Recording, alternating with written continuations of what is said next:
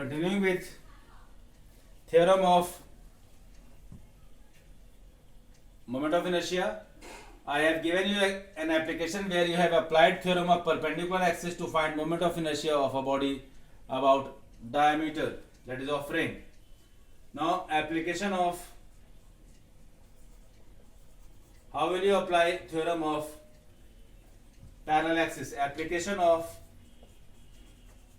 theorem of parallel axis.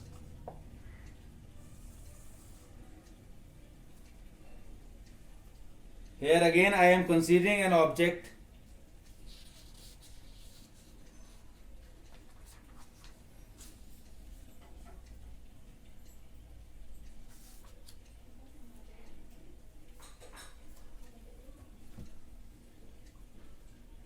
about,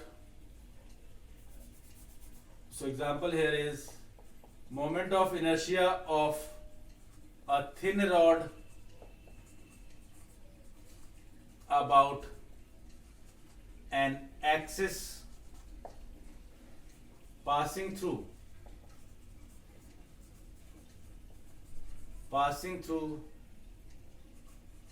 one of the ends of a rod. So here I have this thin rod,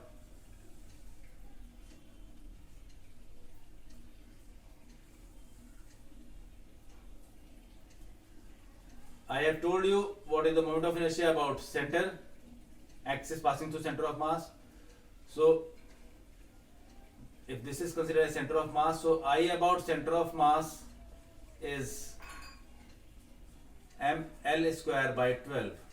This you already know. But here I need to find moment of inertia about this axis.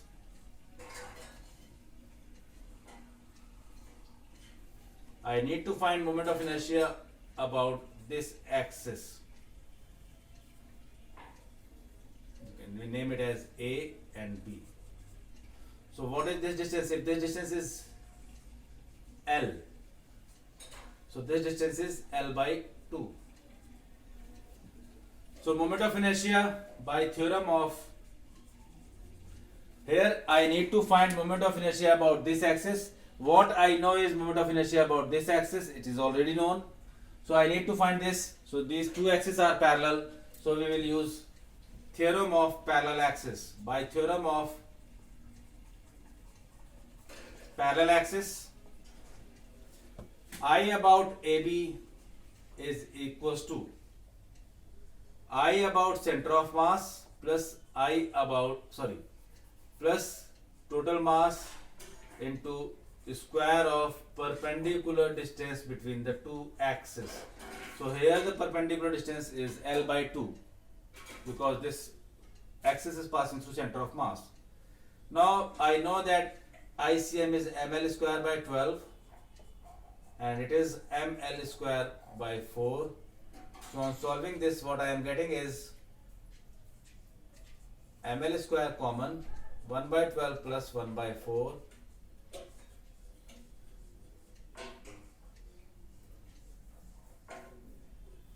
So it becomes I about AB is equals to ml square by 3. On proper calculation you will get this ml square by 3. So this is how you will apply theorem of parallel axis. And in the previous example, in the previous video, I have told you how you will apply moment of theorem of perpendicular axis. So this is all about theorems. Now moving towards the various relations,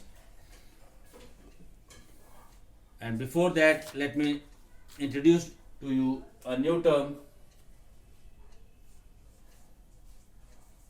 that is radius of gyration or gyration.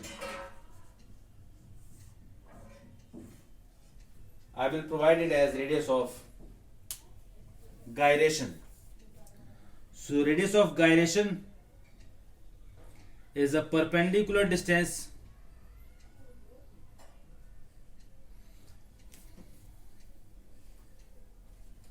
is the perpendicular distance. It is the perpendicular distance from an axis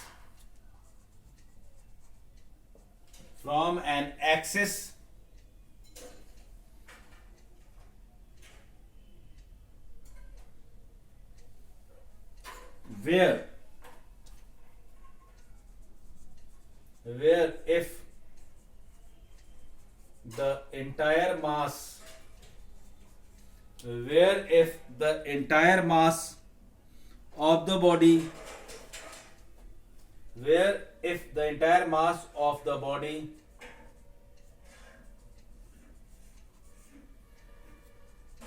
is supposed to act where if the entire mass of the body is supposed to act, its moment of inertia would be same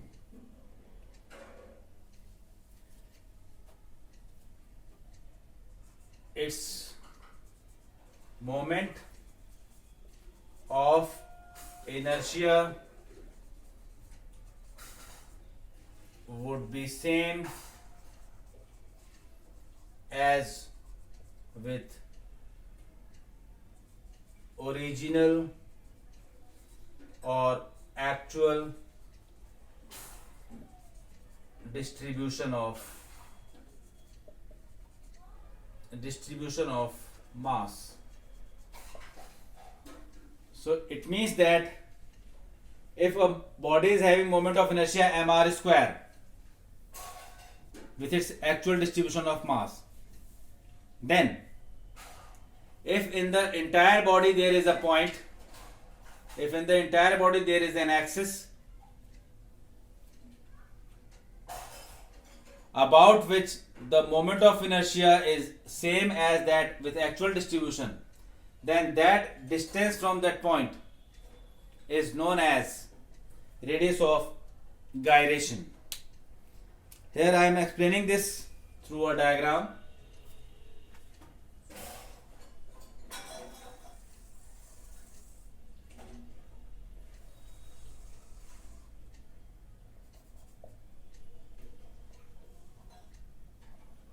This is R1, this is R2, this is Mn, and let us consider this point A. So what I am saying is that with the actual distribution of m1, m2, m3 all particles, the moment of inertia is mr square. Then if the entire mass is supposed to act at this point, then this perpendicular distance from the axis of rotation is known as radius of gyration, provided the moment of inertia of entire mass about this axis is equals to moment of inertia about actual distribution through this axis. Now that is I about I through A by actual distribution. By actual distribution, I is equals to m1 r1 square plus m2 r2 square plus mn rn square. Now if entire mass is at A, then I is equals to mk square. Equating both. Now this must be clear. This is by actual distribution of mass.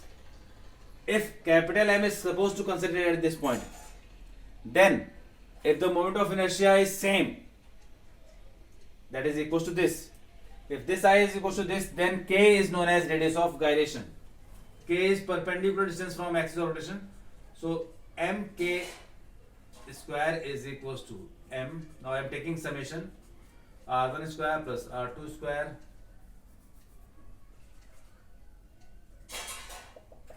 rn square for all the particles. So it is m r1 square plus r2 square plus rn square upon n. So here k is equals to, k is radius of gyration,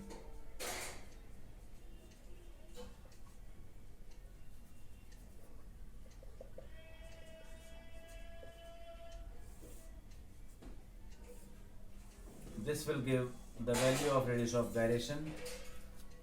Dimension of k is L. Unit will be meter. So this is about radius of gyration. Now I am giving you two questions for Google form.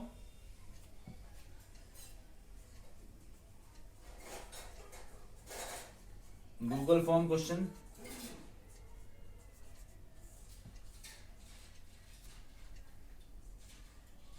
You have to write the answer only.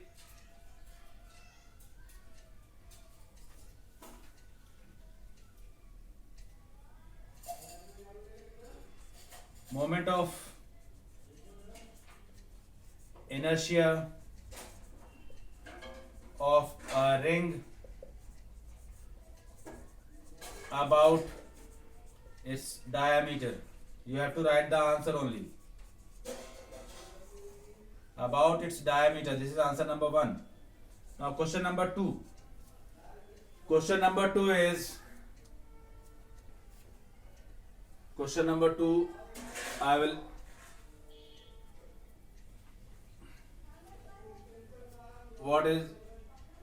what is